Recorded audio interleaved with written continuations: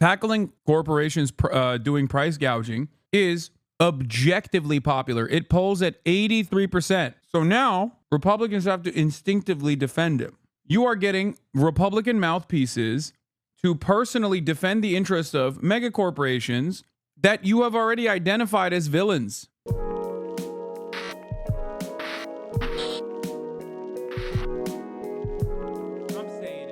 We're going to go to North Carolina. The Republican candidate for governor there under fire for disturbing comments he reportedly made on a website's message board.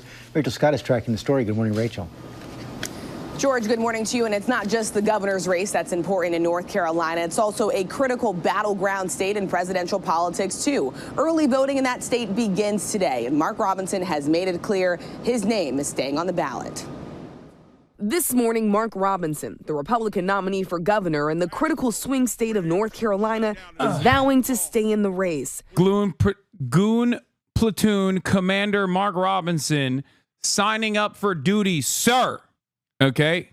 He's here, and he's ready to go. He's ready to let it rip.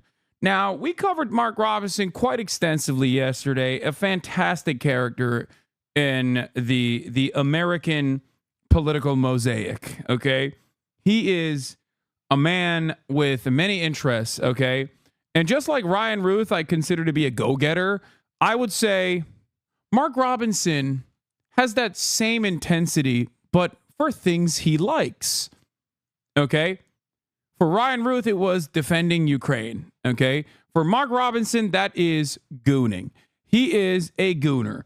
Through and through. I would say that he is the gooner, as a matter of fact. More so than any other gooner I have ever encountered in my life. He really put a lot of... I think this man is motivated by gooning more than the average person is. I'll say it like that, okay? He seemingly is perhaps a little bit too invested in the goon, if that makes sense. I'm ordering food for myself because I know I'm not going to have any time to eat between now and like 7 p.m. and I'll die. So I'm trying to order some food as quickly as I possibly can. Oh, this is wrong. I don't want this. Anyway, bro was probably at Diddy's freak-offs. No, he was too working class to participate in Diddy's freak-offs. And that is, unfortunately for him, I mean, or I guess fortunately, he could not participate in Diddy freak-offs, but he would have if he had the opportunity. 100%. That much is clear to me. Okay, broad daylight, clarity, the clarity that he never really demonstrated in his entire life. If we're being real, this man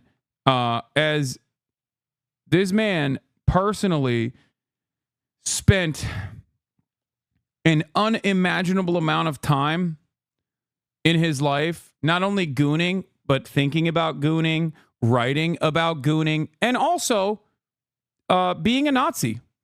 It was fantastic. The coverage on it was fantastic. Shouts out to K-File once again for that. He went into debt for how hard he gooned. And I think many of you do not have that level of investment, and many of you do not have that level of resilience. Many of you would never go that hard.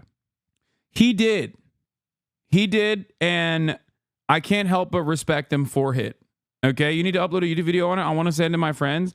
I'm shocked that my editors have not made this already, if we're being honest. I thought that it would have been out by now.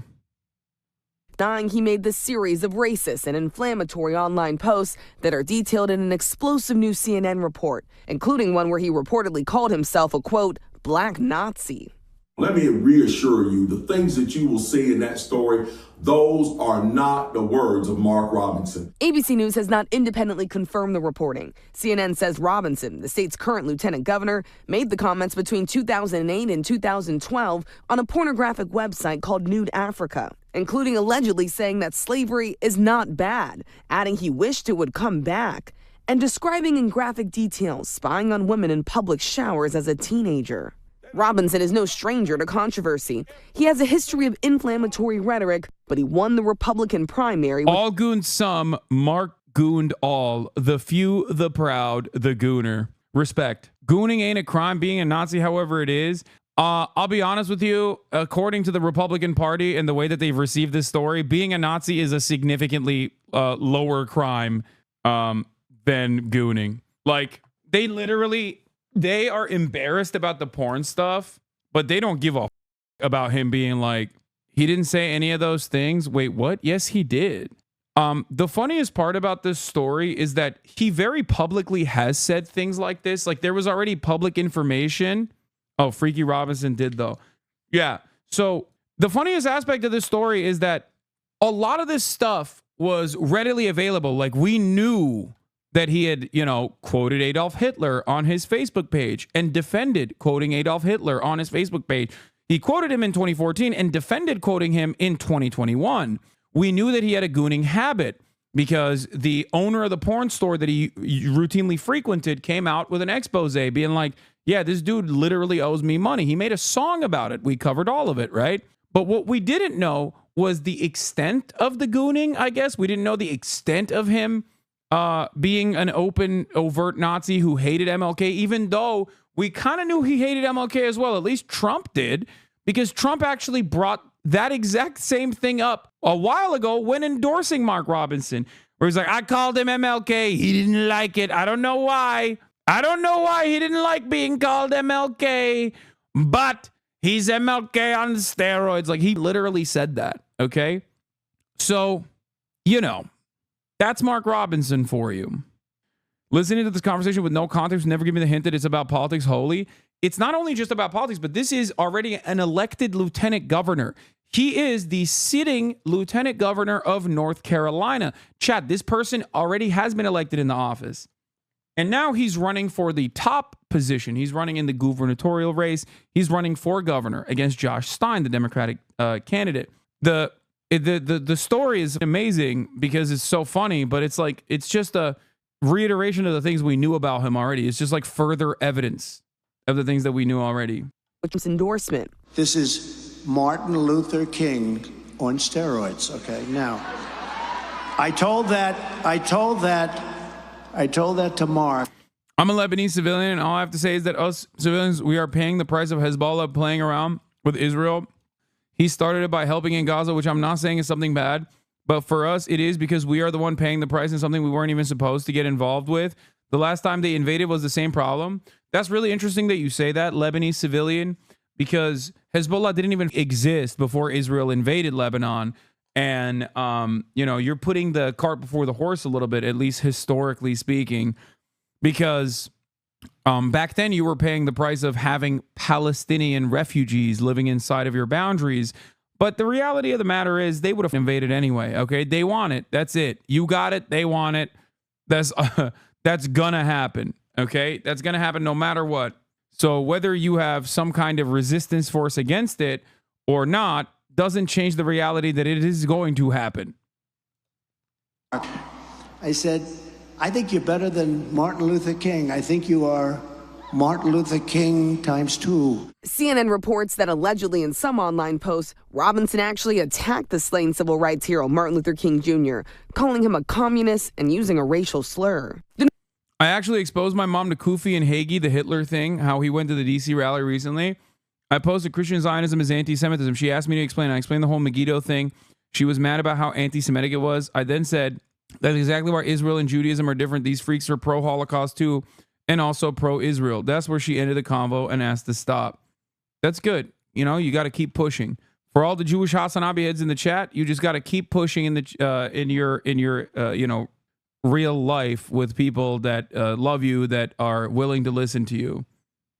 The North Carolina Republican Party is standing by their candidate for governor, calling the allegations against Robinson a political smear.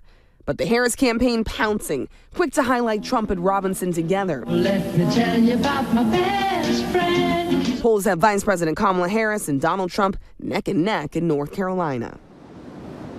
The Trump campaign, responding to this news in a statement, calls North Carolina vital to their chances of winning the White House in November. That statement does notably not mention Mark Robinson by name. And this morning, there is no word whether Robinson will appear with the former president at that rally in North Carolina this weekend, George. Okay, Rachel, thank you. And he's been an unbelievable Lieutenant Governor, Mark Robinson. For me, there's no compromise on abortion. I think you're better than Martin Luther King. We could pass a bill say you can't have an abortion. Dude, it's so funny that he said, I think you're better than Martin Luther King. And Mark Robinson took that as a diss, dude. And that didn't ring any alarm bells in Trump's head. So much so that he repeated that experience that he had publicly. These guys are so goddamn removed from reality. Like the way MLK is perceived by even white Americans, unless they are the most racist, right? Like most people think that's good. He's a good guy. He did good things. Okay. You have to be the most delusional person to look at a story like that, have a guy, a black dude, be like, oh, I take offense to you comparing me to MLK. He's a godless commie bastard or whatever the and then turning around and like repeating parts of that story. Like that should have been your first red flag. But Trump is so goddamn invested in like anyone that turns around and says, I love you, sir. I love you more than life itself, that he has no way of analyzing the situation beyond the immediate feedback that he's getting from his sycophants. This is the reason why his political instincts are bunk. This is the reason why his political instincts are broken. This is the reason why he's locked in with psychos like this. Okay? I hate how Islamophobic most people around me, the Netherlands, are, including my own damn family. They don't understand how a queer trans woman can support Palestine. It's fine. People have been saying this ad should have been more of the recent revelations, but I think this one is fine because you can't really say it's mudslinging. It's clearly just policy oriented. The other stuff can be kept for ads for the actual governor race. Yeah, I mean, he's like bad above board. I would have probably posted a little bit more about the MLK shit. Abortion in North Carolina for any reason. Abortion in this country, it's about killing a child because you aren't responsible enough to keep your skirt down. I've been with him a lot. I've gotten to know him, and he's outstanding. Donald Trump and Mark Robinson. They're both wrong for North Carolina. I'm Kamala Harris, and I approve this message. Yeah, I mean, that's like everyone who isn't a bloodless ghoul likes MLK. Hating him is like coming out and saying you hate Mr. Rogers and Jesus. Yeah, like, given the whitewashed way that people represent the civil rights movement and the way that they like talk about MLK as like the acceptable figurehead, like liberals and Republicans alike concede that MLK was a good guy. In some ways, the unhinged MLK haters on the right are more honest about his background, I would say, for the wrong reasons, right? But you got the FBI celebrating MLK, man. Come on. They may or may not have assassinated him, okay? They certainly were not fond of him. They objectively were trying to get him to kill himself by blackmailing him and kept him under complete surveillance to the best of their technological ability at the time. And even the FBI comes out and is like, we love MLK every year. So, you know, that's what you need to understand. MLK history is one revision away from saying they figured out racism through an ice cream social. Yeah. Yeah, I saw that Republicans are trying to make Nebraska winner take all. Senator Lindsey Graham skipped votes yesterday to go to Nebraska and urge lawmakers there to switch the state's electoral college vote allotment to winner take all. This I think is just desperation, for the record, from the Republicans once again. They're trying to pick up they're trying to pick up any kind of support they possibly can. Okay? Is North Carolina in play? I mean, look, I look at the down ballot races in a lot of these places, and like a lot of the senators are in a similar boat to Mark Robinson, where they're like running against like first timers. A lot of the senators that are in the down ballot races, as it stands currently, are going up against objectively bad Republican candidates. Okay? And for that reason, they're outperforming the top of the ticket by like sometimes 10 points even. Well, not 10 points, but like usually around like 5 points, 6 points, which is pretty significant, right? And so I don't know what kind of implications this has on the top of the ticket in North Carolina, as it seemingly has had no positive impact on the top of the ticket in other races around the country. So we shall see. Especially when the governor race, like gubernatorial races, are notoriously anti-partisan. it's a very personal thing for people. They know that people know that like their governor impacts their lives pretty significantly.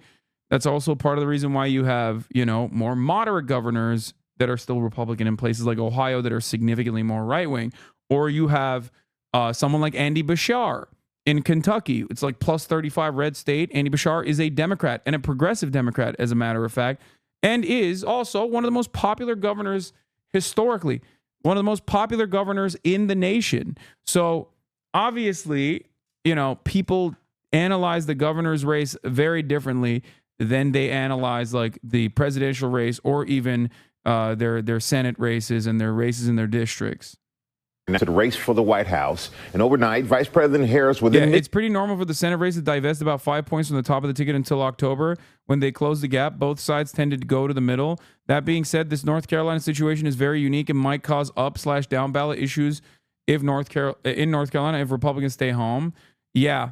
But like I said, it's the governor race is almost always removed from like other ballot considerations. That's why you have, like I said, even on the same ballot where there's like a presidential race happening, you might have a governor that is objectively popular in a red state that happens to be blue, for example. Oh, all right. With Oprah fielding questions from voters while former President Trump spoke at an anti-Semitism event in Washington, D.C. Chief White House correspondent Mary Bruce is in Detroit for us with the latest. Good morning, Mary.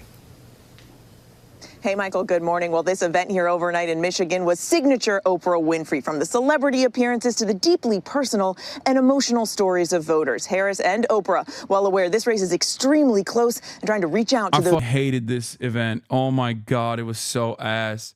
This is what I was watching when I had to like rage quit, basically, even though I had to like end the broadcast at that point. It was so 2016 Hillary Clinton, I'm with her style. It lasered my brain. It zapped me. And yet, a lot of chatters were totally libbed up. Georgia will take weeks to count. Oh, nice. Those key voters that will make all the difference. Unite for America! Overnight, the Queen of Talk lending her star power to boost Kamala Harris and get out the vote, hoping to reach the critical sliver of voters that will determine this race. Please welcome Kamala Harris! God, I hate this In a shit. highly produced virtual rally, Oprah trying to harness enthusiasm for Harris and keep her momentum going, urging Americans to vote their values. Let me tell you, it is about character, and it's about decency and respect, and all the things that we were raised to believe about what it means to be an American citizen and pursue the American dream. Harris doing something she rarely does, fielding questions directly from voters about the issues top of mind for them, from immigration to the cost of living to reproductive rights. The former president chose 3 members of the United States Supreme Court with the intention that they would overdo the protections of Roe v. Wade. And they did as he intended. Speaking out for the first time, the family of Amber Thurman, the 28-year-old mother who was reportedly the first publicly known woman to lose her life as a result of Georgia's abortion ban. You're looking at a mother that is broken. The worst pain ever that a mother, that a parent could ever feel. According to ProPublica, after a medical abortion, Amber suffered from a grave infection, but doctors waited 20 hours to operate. By then, it was too late. I'm just so sorry. The word over and over again in her mind is preventable. Yeah. So is she on death's door before you actually decide to give her help? That's the problem. Is that what we're saying? Yeah. And on the issue of gun violence, Oprah noting Harris herself is a gun owner. I'm a gun owner. Tim Walz is a gun. I did not know that. If And I thought somebody that was breaks in my house, they're getting shot. Sorry. Yes, I hear that. I hear that. Probably should not have said that.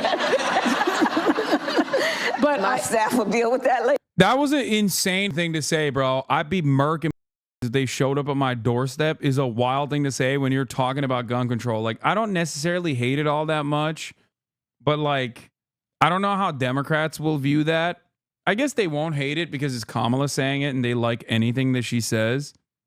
She's like, if somebody's breaking in, I'm strapped. Like, I will blast them.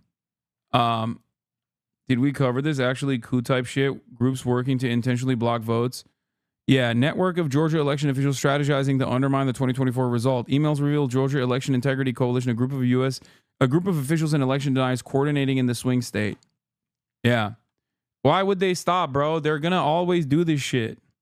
First of all, remember, I say the same shit. Yeah, I know, but I'm not running for president, and I'm not trying to captivate the broadest marketplace of voters, okay? And I'm not saying that in the midst of, like, you know, gun control conversation immediately after, like, a school shooting victim talked. I think people probably like it, though. It is very objectively American. So that's one thing. What was I going to say? Wait, hold on. I'm trying to figure out what to do coordination-wise. We got to set up. Back in Washington, former President Donald Trump joining one of his top donors, Miriam Adelson, at an event aimed at fighting anti-Semitism. If we don't win this election, Israel, in my opinion, within a period of 2 to 3 years, will cease to exist. It's going to be wiped out. The former president has said Harris, quote, doesn't like Jewish people and repeatedly attacked Jews who support Democrats and Harris. Any Jewish person that votes for her, especially now, her or the Democrat Party, should have their head examined. Harris's husband, second gentleman Doug Emhoff, himself Jewish, responding in an interview with our Michael Strahan. He said this, quote, she doesn't like Jewish people. And she likes me. You're Jewish American. So what was your reaction when you heard that in real time? So it's typical Donald Trump gaslighting. He is somebody who has had dinner with known anti-Semites. He is somebody who after the horrific events of Charlottesville, where people were actually marching with tiki torches saying Jews shall not replace us. And he said there were fine people on both sides of that. Tell him, Doug. This is a guy who has had a record of saying incredibly vile anti-Semitic things. So for him to say that, I just almost laugh at how the chutzpah, as we would say, and it's gaslighting. I can't. I'm sorry, dude. Doug is so lame. Like, he's so goddamn lame, dude. It is crazy. I mean, he's cooking Trump here and he's saying the right things, but even when he's saying the right things, I'm like, God damn, what a goof this guy is. He is such a goddamn cornball goober, okay? He's just Doug. Even his name, Doug. Sorry. Harris now heads to Georgia today for a big abortion speech in Atlanta. She'll again be highlighting Amber's story and the very real consequences of what she calls Trump's abortion bans. She then finishes the day in battleground Wisconsin. Trump is off the trail today, but back out in North Carolina tomorrow, Michael. All right, Mary, thank you so much. So last night we heard all about this town hall that Oprah was going to have. She wanted to bring out Kamala Harris, and she wanted to introduce her to a town hall and take some questions from the people. I had this little bet with Bill Hemmer, who joined me on radio, and Bill says she grew up a journalist before she was a talk show host. Right. She's going to ask real questions. Bill, you owe me money because there were no real questions. There were just saves. She was a lifeguard. She could have been on Baywatch. She's press secretary. She could have been on Baywatch, saving people from one person from a political death, because she kept trying to get her to answer a question, but she also opened it by setting the tone by saying this, by going out of her way saying, something changed with you the minute Joe Biden stepped out. What was it? Well, The veil dropped. Yeah, the veil dropped. Really? I haven't seen the veil drop yet. And she said suddenly she felt a certain responsibility. And that's the kind of the way it went. You know, celebrities. Oprah Winfrey is perhaps one of the preeminent talk show hosts of American television history. And so, you know, keep in mind, she has been an independent politically, the only time she really got behind any candidate was in 2007 with Barack Obama. No one thinks she's independent. She really pushed him at that point, and she stayed to the side. We never saw her at a convention endorse anybody until this summer when she put everything she's got behind Kamala Harris. I don't know how you host a town hall type format for 2 hours after you essentially gave a political endorsement of a candidate. Well, we know whose side she's on the stage. She used to represent that working class woman, appealing to the issues that matter to them. So she had an opportunity, a question was asked, to press her on this question right here. Watch. We really would love to know what your plan is to help lower the cost of living. Yeah. I got a Hasanabi head delivering the food up to my room, definitely at the hotel. He got so excited, and he was like, thank you, Hasan. 100 P. Are you stocked up on Zins? Hell yeah, baby. What are you, crazy? There's nothing funnier than talking about doing a town hall with Oprah when Donald Trump does town halls with like Sarah Fuckabee Sanders and like Sean Hannity and shit. I guess they're just jealous that, you know, they got pulled like that. First of all, thank you both for being here. And yours is a story I hear around the country as I travel. And in terms of both rightly having the right to have aspirations and dreams and ambitions for your family, and working hard and finding that the American dream is, for this generation and so many recently, far more elusive than it's been. Oh, God. And we need to deal with that. And there are a number of ways. One is bringing down the cost of everyday necessities, including groceries.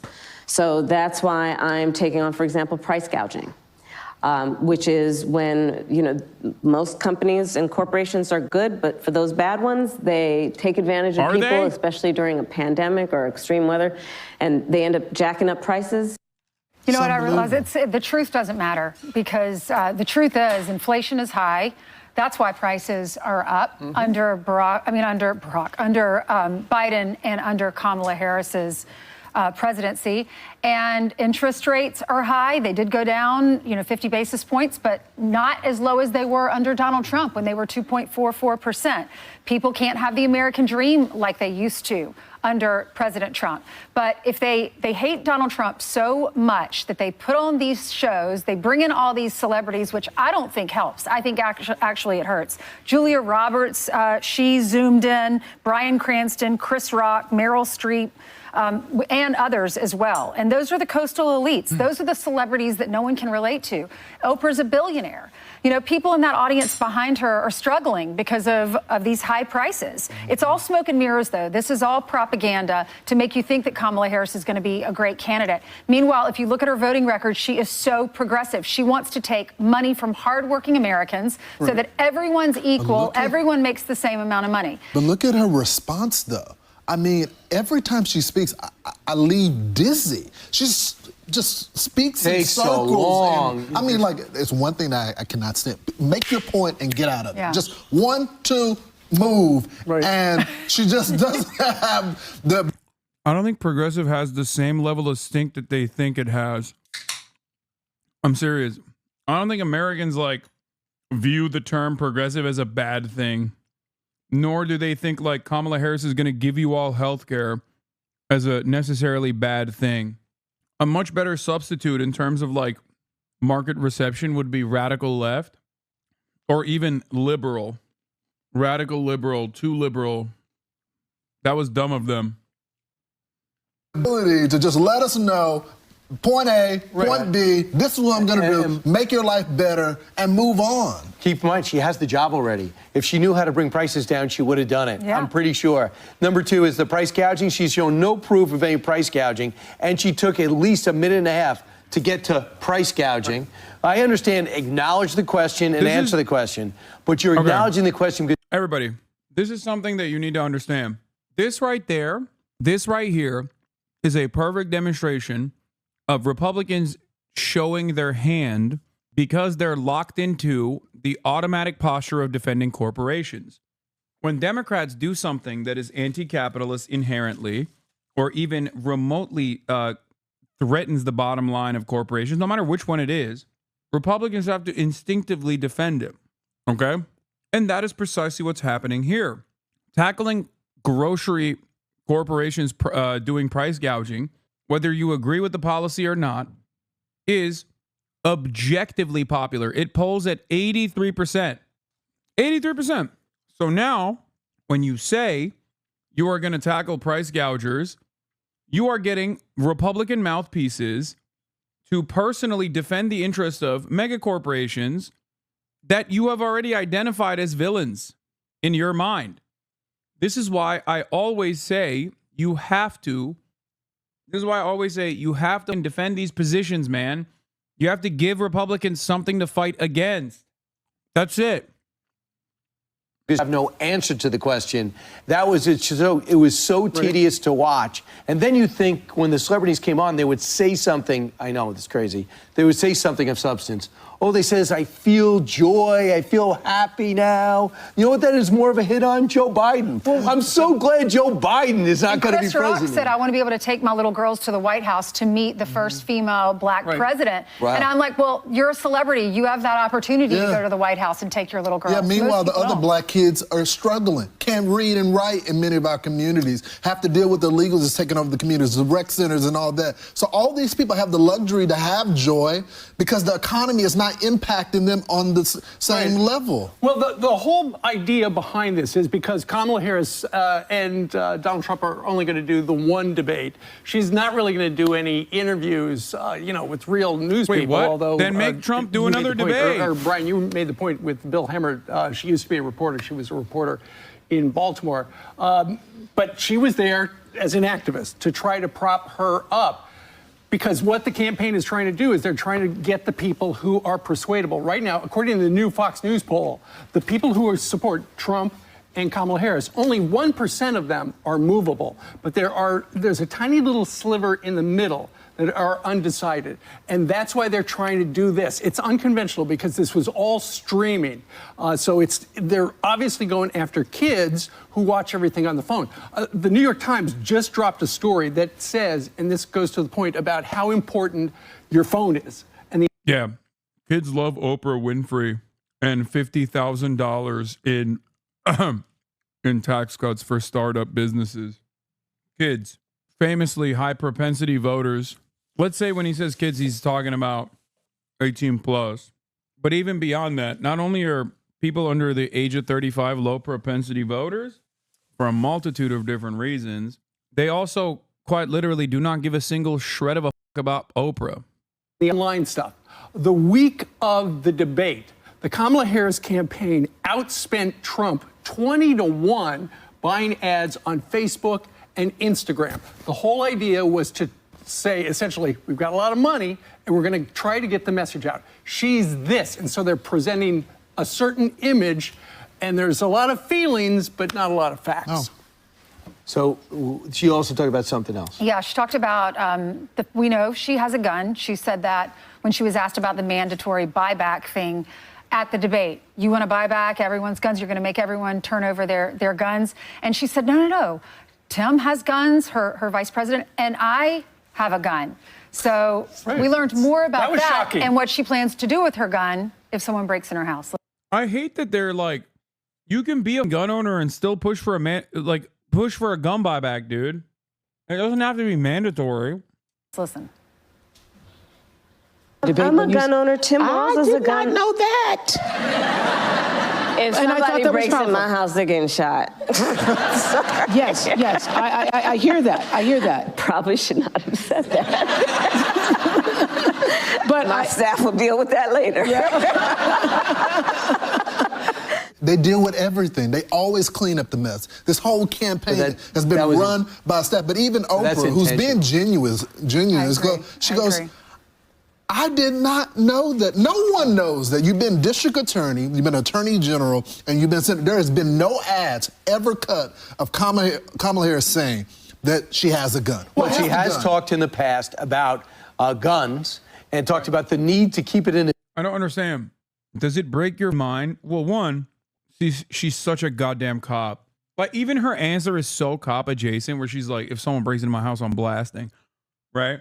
Like, that was a genuine moment.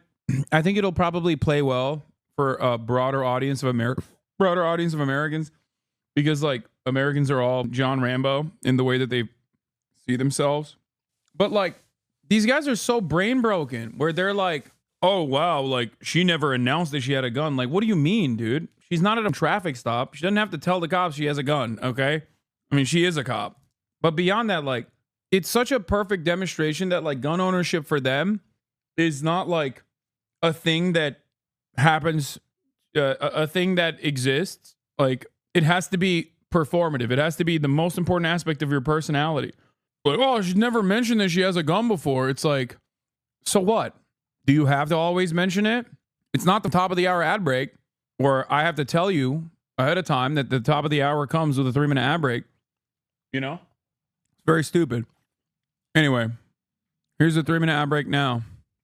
It's just very revealing how they view guns. And by the way, those guys, none of those guys are probably gun owners anyway, because they're all libtards living in New York. Most Fox News commentators are literally libtards living in New York, so they probably don't have guns anyway and don't even like guns. That's the other thing that you have to remember. To them, it's just purely an aesthetic that like the dumb hogs love. So that's why they're like, I don't get it. She's never talked about it before. A safe place. Let's listen to the DA, Kamala Harris, talk about what happens, what police should be doing for gun owners. Watch. We're going to require responsible behaviors among everybody in the community. And just because you legally possess a gun in the sanctity of your locked home. Wow. I can't believe it. This 1P video in 2007 has Kamala Harris saying the correct things about gun ownership. Home doesn't mean that we're not going to walk into that home and check to see if you're being responsible and safe in the way you conduct your affairs.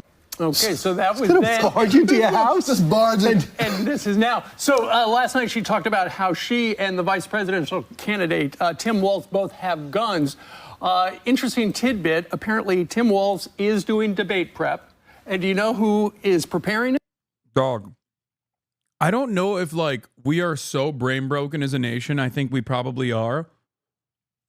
But what they did there was to showcase Kamala Harris having a very normal and very correct position, which is that you have to maintain, if you are a gun owner, you have to make sure that it's safe.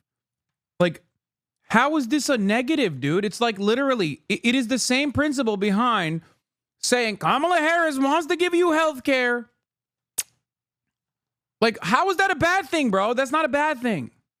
It's like saying Kamala Harris wants to destroy Israel. Playing Buttigieg. Buttigieg, exactly. And who did Buttigieg work up before? Worked with Kamala Harris when it was time to debate Mike Pence. I think her flip-flops just show she knows she has to be more of a moderate. She has to paint herself more as a moderate. We know she's not. We know she's progressive. Bernie Sanders says she's progressive. She's just being pragmatic so that she can win this election. She is not a moderate. Look at her voting record. I think now she's saying no tax on tips because she stole that from Donald Trump. She knows that that was a winning message, especially for Nevada and people that work in the industry, food industry and beverage industry. Then she also said mandatory buyback on your guns. Then she flip-flopped on that to sound more like President Trump. You can keep your guns. In fact, I have a gun. And then she said, no fracking. Now she's saying. I need to explain something to you. These people, much like the Democratic Party, legitimately believe that being moderate, being perceived as moderate is a good thing. Okay? That it's like an automatic lock for victory. That's why they're saying Kamala Harris is not a moderate. She's a radical progressive. Now, the problem here is they do actually believe that. Like, they believe that, but it's false. And the example I will show you is currently the most popular person on this campaign. His name is Tim Walz. Remember early on when they revealed that Tim Walz was going to be the VP pick and Trump and all the Republicans on Fox News celebrated?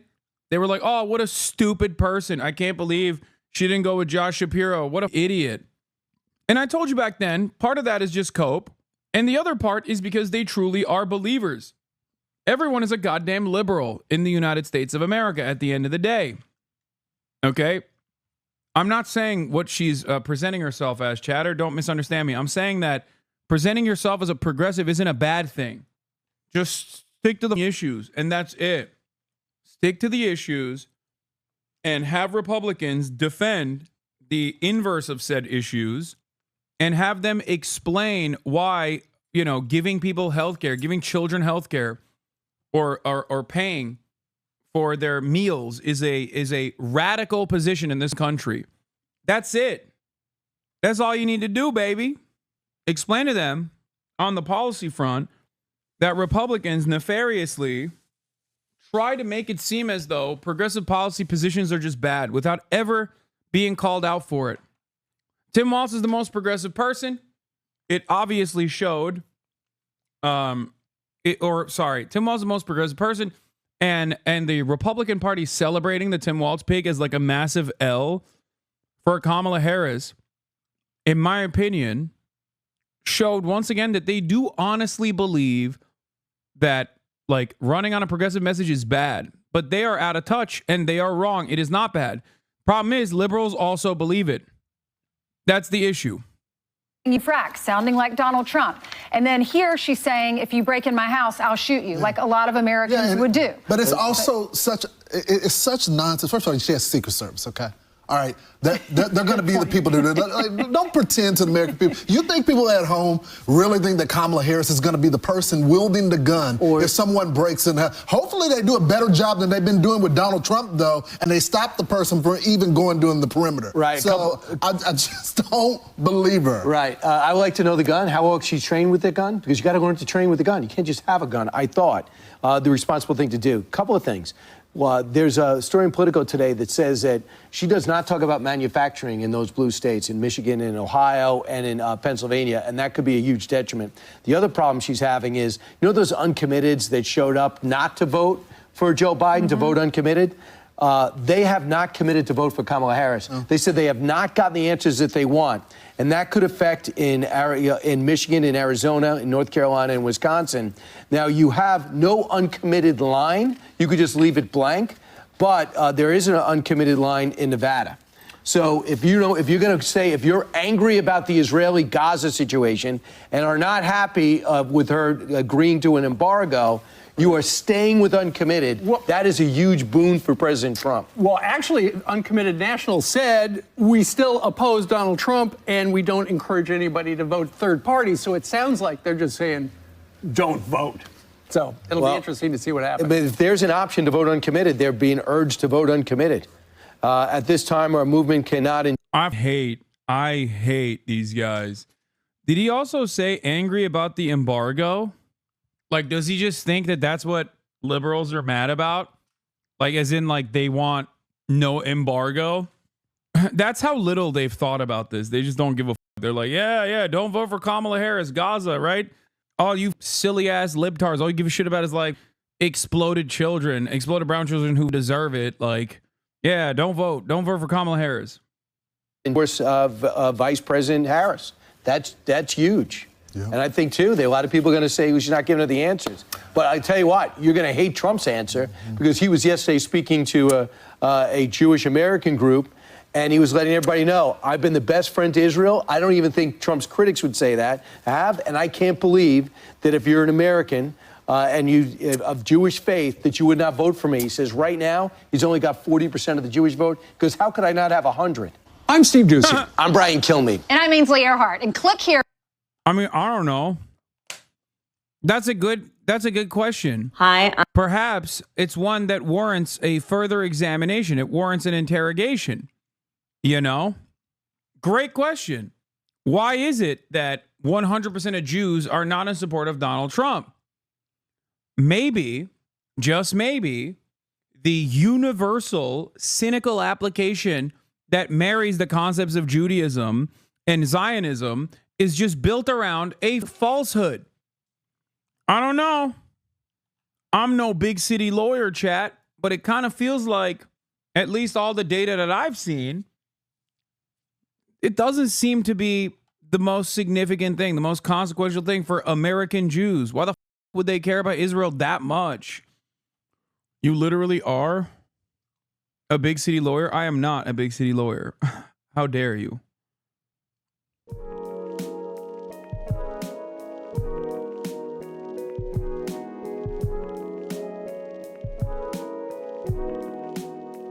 it.